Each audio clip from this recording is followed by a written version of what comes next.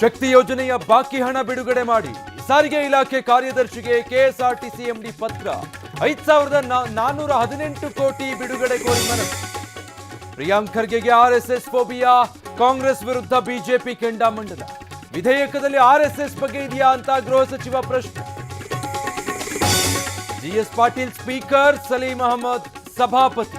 ಚುನಾವಣಾ ಪ್ರಕ್ರಿಯೆಗೆ ಬಿಜೆಪಿ ಆಕ್ಷೇಪ, ಪರಿಷತ್ನಲ್ಲಿ ಗದ್ದಲ, ಕೋಲಾಹಲ.